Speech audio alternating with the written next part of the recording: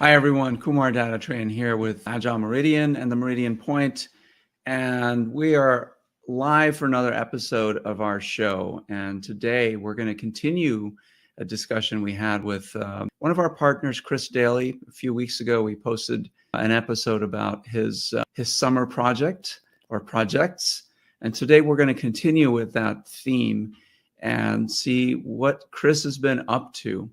If you remember, the last episode with Chris was about his work with the STEM program in Indianapolis, working with underprivileged kids, helping them learn real-world skills in science and technology. It's a fascinating episode, and really kudos to him and the program, the grant that really made that possible. So let me bring Chris on. We're going to talk about another project that he's had a lot of success with. Hey, Chris, good to see you again. Hey, Kumar, how's it going? It's going well, thank you. So when we talked last time, you mentioned this other thing that you were very excited about, which was an internship program for high school kids, right? I think I have that right. And this was not through a grant, was it? It was through Blazing Academy. Is that right? Yeah. So 1150 Academy changed its name to Blazing, and it's under. We started out as 1150 in this program, and then we rebranded our name. We're in the process of rebranding 1150 now to Blazing. So it's kind of confusing, but it's all the same. Yeah.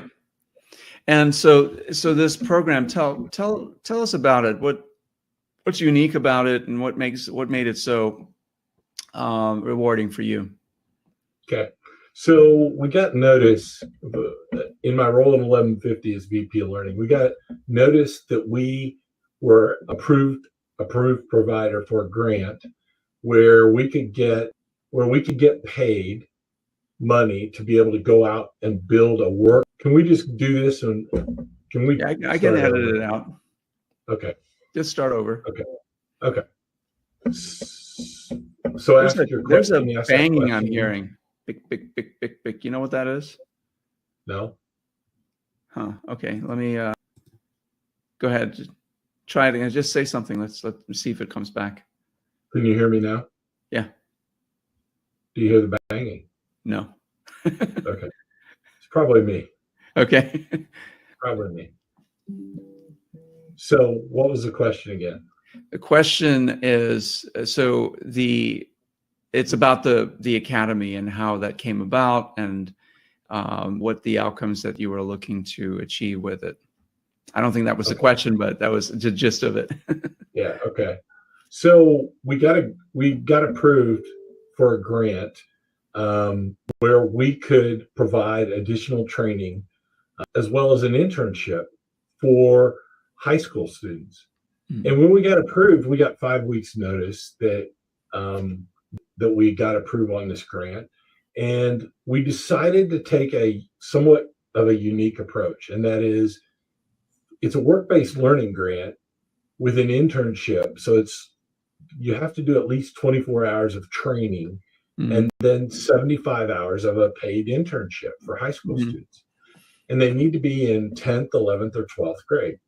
So given, with 5 weeks, we were really struggling because to get an internship, you have to, traditionally you go out to a corporation, you talk to them, will you take a couple interns, and they say yes. And then when the interns show up, the organization's not prepared, right? They don't do that all the time. They only do it occasionally. So so instead of taking the students and having the students go to the organizations, we had the organizations come to the students. Mm-hmm. So we created sites. We created 5 sites in Indianapolis. And then what we did, we hired site managers. We bought all the equipment. We then trained the students on AI. So we put them through 24 hours of AI training. And it was led by me. We did it virtually. We did everybody at the same time. And then we did a second set of that because we had some students that started late. When they got done with my training, what we did is we then rolled them into a paid internship with 1150.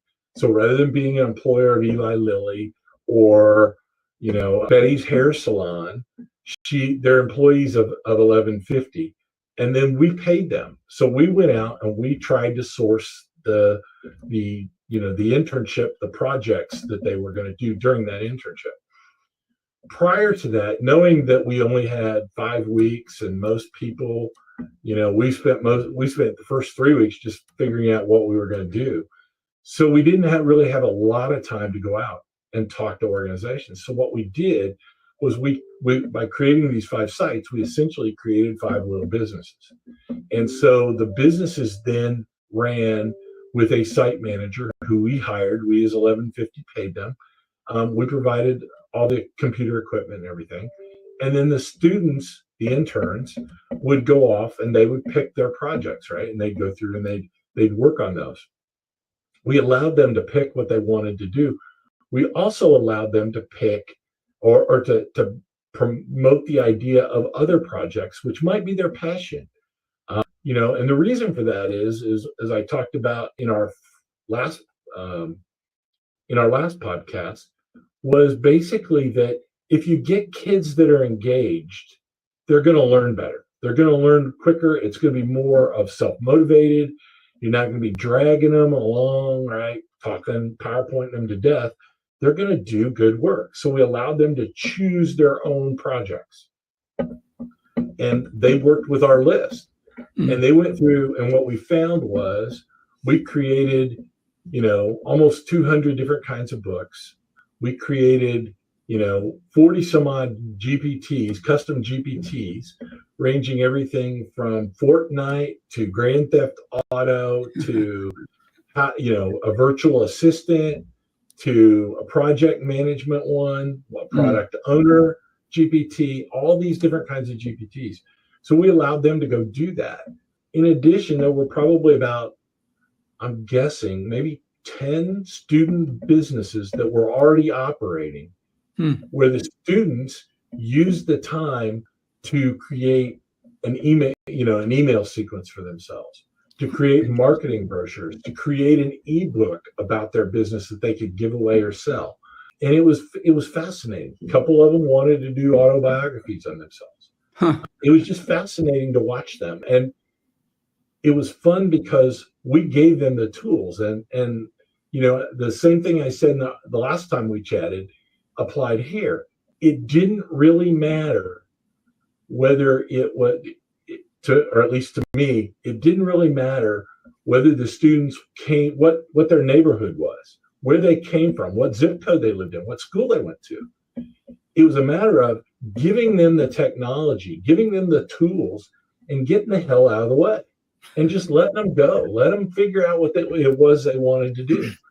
And there are some, there were some great stories that came out of this. We had the IHSAA, the Indiana High School Athletic Association, right, that governs all high school sports, came to us. I happen to know the guy who's the CIO. So I went over there and talked to him, and he said, I could really use a chatbot that has the rules manuals in it, the bulletin, right? The bulletin comes out every fall, winter, spring, and it's basically outlines, all the things for the sport that's going on in that period, right? And their policy and procedures manual. And so our students, we gave it to a team of students, and they went off and they developed this chatbot. They had to test it, right? You don't just take AI and just throw something together and throw it out there. They tested it. They tweaked their configuration. They tweaked the prompting that they were doing. They went back and had to tweak the input data that they used to train the GPT. And they got that done relatively quickly. And then we asked them to be able to demo it to the IHSAA. So they went out, and this is amazing to me. They stood up a server on a kid's machine, right? And then stood up a server and then mocked up the actual IHSAA website and put this chatbot on there so that they could actually show it. We brought the CIO, Luke Moorhead, we brought him over to our facility. He took a look at it. He's like, this is great. You guys did a great job. Would you come and show this at the IHSAA? So the team went over there along with Kyle Donahue, who is my program director at 1150. And the four of us went over and they explained it to the executive committee of the IHSA. And the IHSA is like, wow, this is fantastic. We ended up getting a testimonial out of it. And it's incredible what these kids can do. I say kids, right? These young adults can do. Yeah. I was so impressed with these kids after working with them, going through and doing training with them for a week, and then a couple of weeks of work that we being 1150 had an AI conference at the end of June. Mm-hmm. And we spent the money to bus all the kids from all 5 sites to the conference and had the kids there. And then we used them in my presentations. I had rather than me talking, right, which you and I have known each other for quite a while now, right? I can go on and on and on. Rather than me talking and them listening to me, I had the students get up and talk about their experiences. Yeah. Right. And they were incredible. They stood up in front of a group of, in some cases, 250 people and stood up and talked about their project and talked about what they learned from it. And they didn't know any better, right? You and I would be nervous, right? Yeah. The first time I spoke anything like that, I was scared to death. They had no fear. They just stood up. Oh, they were passionate about it. They were full of that passion, that learning, and they wanted to share it. So I can see how that would be really empowering for anyone. Yeah. There were some interesting things that I observed as well. The sites were set up so that the way we did that intentionally was it didn't matter what school you went to. If the school was a site, we allowed people that maybe didn't go to that school, but it was convenient to go there. And what we saw was that students from different schools would work together in teams, right? It wasn't like I'm from Fishers High School and I'm from Westfield. They worked together as a team and learned from each other and bonded together. And it was organic, right? You and I preach, sorry about that, I hit the mic. You and I preach all the time about self-organization, right? And the fact that if you give boundaries and you create a framework and then let the people use their brains, it was just incredible how that worked out in this program. And it didn't matter what site. What I'm particularly proud of and what I'm particularly excited about is that we had 2 locations, one at Eastern Star Church and the other one at a place called Kip Legacy High School, that are on the far east side of Indianapolis. They're inside of the loop, right? The main loop. And these are some of the lowest, when you look at the zip codes and what people make, they're some of the lowest income averages in the area. We were able to get 25 students into those 2 locations, it was phenomenal to see what they did. It's really, I can't, I know I'm blathering on here, but it's really impressive to see what these kids can do. And, there's a lot of discussion inside 1150, now Blazing Academy, on how we do this again, right? Because the outcomes are incredible. We did have last week, well, actually earlier this week, I did have a reporter reach out to me to ask about the program. And we actually put a couple of our students, a couple of our AI proteges, as we call them, our AI proteges are actually in speaking to reporters to talk about their experiences.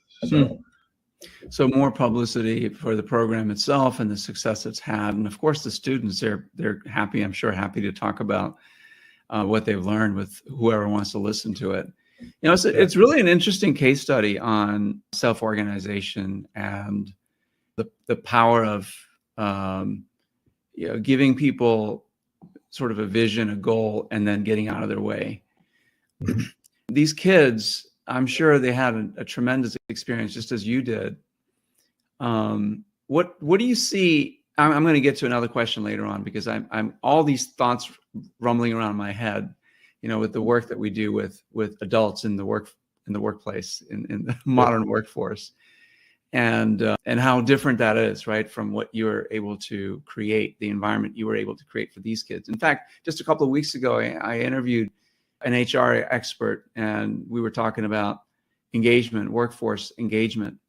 And she said the number one reason why people are disengaged at work is because, well, of course, their boss, they don't, if their boss is too overbearing and too micromanaging, of course, that's one reason for it. But really, the number one reason is that their environment doesn't support independent thinking, right? Or even the tools that they use don't always work, and there are too many of them and stuff like that. And so the fact that you're able to teach these kids how to use something that augmented their own intelligence and unleashed their creativity is really amazing. And I'm wondering, has this been done anywhere that you know of, a program like this?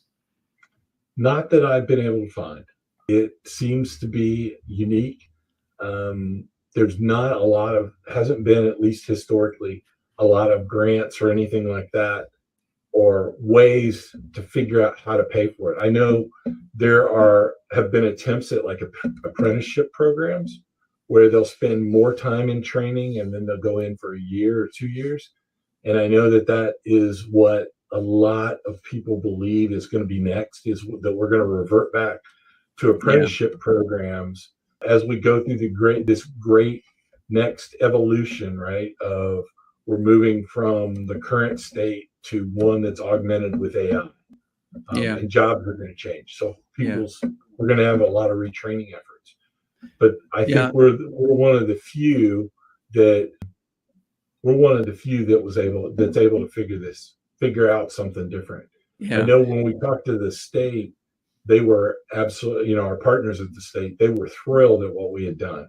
It's an opportunity to replicate this maybe in other areas in Indianapolis, but also in other states. This kind of a program could be so powerful to introduce kids to AI. They're probably already using it anyway. They're much more adept at the technology that's available today than us old people. But the fact that that what you were able to show them was a use for it that unleashed their creative potential in a work setting. And so, and the fact that you paid them for this, right? You created these companies and they got paid for the work that they did. That's got to be really meaningful for them as well. They went to this program, they learned something, they created something, they created their own businesses, some of them, and now they have a skill they can use for the rest of their lives. Yeah, it was very.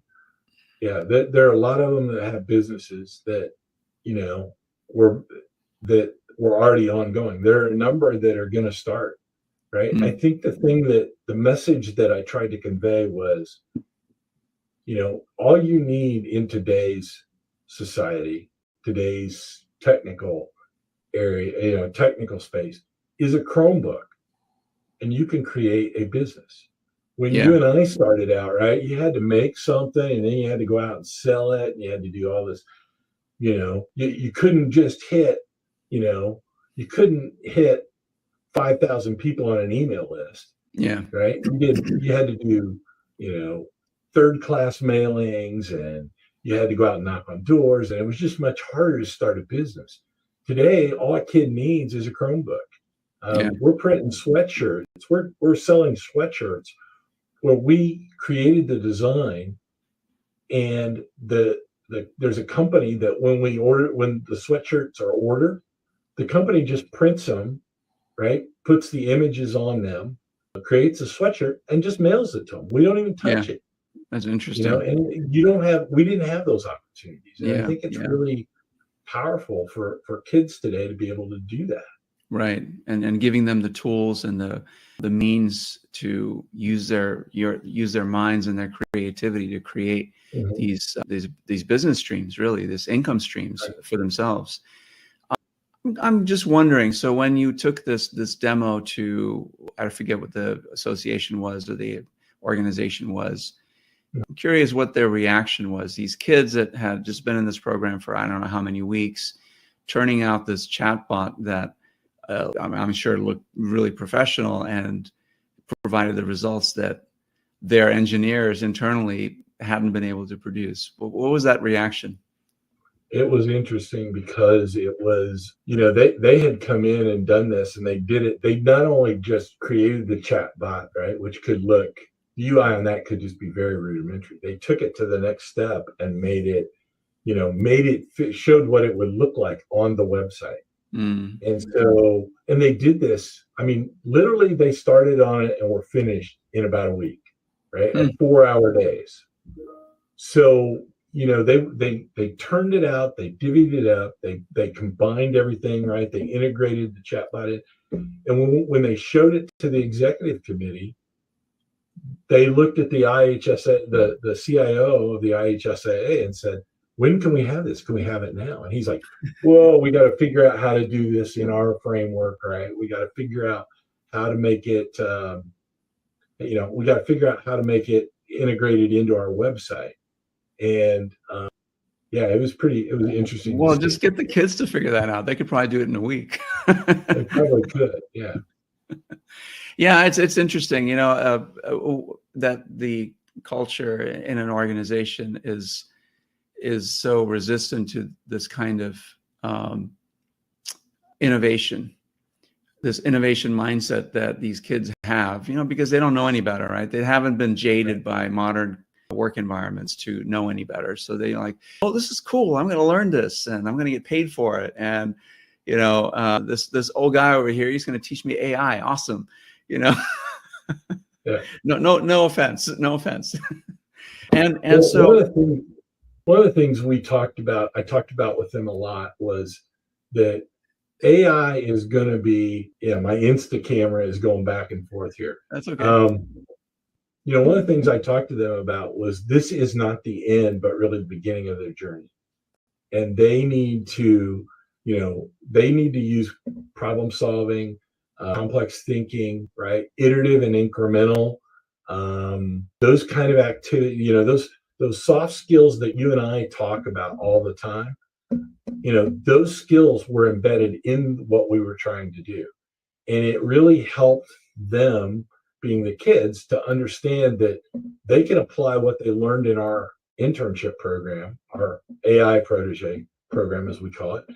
The skills they learned, they can apply to mechanical engineering, industrial engineering. They can apply it to journalism. They can apply it to anything that they're doing, because that's really the way the world works. Is you start out with something simple, you get it to work, and then you evolve it a little bit. Then you evolve it a little bit more, and you evolve it a little bit more until you get to a finished product. And they ate that up. And I'm really excited about I'm really excited to see how they proceed and what it looks, what they look like in 5 years, 10 years. Yeah, I'm definitely inspired by the story as well, and I'm actually thinking of, I don't know if you're open to it, but writing a case study for this, and there's so many angles, right? A case study to help kids in other states do the same kind of thing, implement the programs like this in other communities, especially underserved communities, to teach kids these skills to help them become, whatever they're going to become, right? There's that. And then there's also the aspect of using this as a case study to remind organizations, especially the ones that we serve, right? And in our coaching, the coaching work that we do, the power of self-organization and innovation thinking and innovation mindsets and what it can do, right? So if you just relax the controls a little bit and give people the environment they need to be successful. What are your thoughts there? Yeah, I think there's definitely a case study there. I think it's, we being 1150 are looking now at what we're going to set up for the fall and for the spring. And I think that this is perfect as a test bed, right? We talked about, in our last podcast, we talked about how I used VR, we used AI, we used Minecraft for education to let the kids explore, right? And I think I think this environment is a perfect way to show that yes, you can change, you can embrace AI, you can use it if you just go in with the mindset of a high schooler, right? How a 10th grader.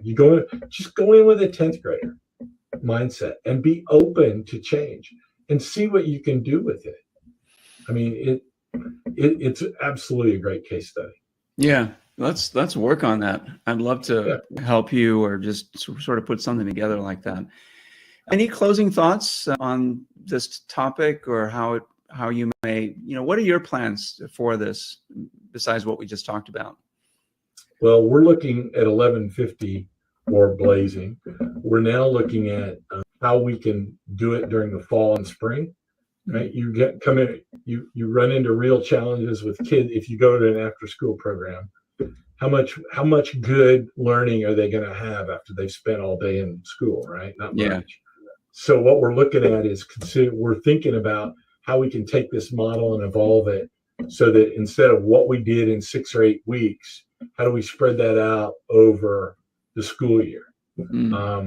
And we're looking at geographically, how do we do that around Indianapolis? We're kind of in the east side sort of area. We didn't really have anything on the northwest side, the west side, or the southwest side, or even the south side, really. So we're really looking at how we can do that, how we can grow it.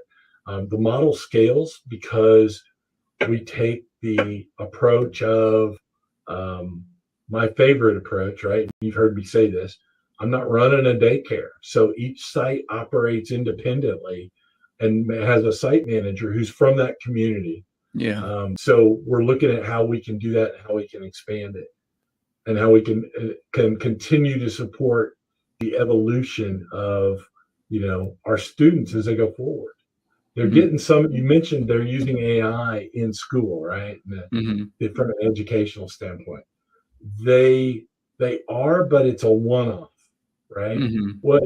What I've done, what you've done, is we go and we use it for a series of activities, not just a one-off. Yeah. We don't sit down and say, how do you write this email? We talk about things like write an email, a series of emails in a sequence, right, to support a funnel. Right. We write a book, right? We don't just sit down and say, give me a title. Give me a catchy title. Give me an outline. Give me and expand write chapter 1, write section 1 of subchapter 1. That doesn't look right. Let's iterate through it. We use it for process. I use it a lot for process. Right? And you have to take it and step it through. The kids don't. They're using it. Hey, write my physics paper, and it's a one-off. They copy and paste it. The teachers know it's copy and paste it, right? They can tell it. How do we take it and evolve it? I think with the kids, we've shown them how they can go do that, how they can create.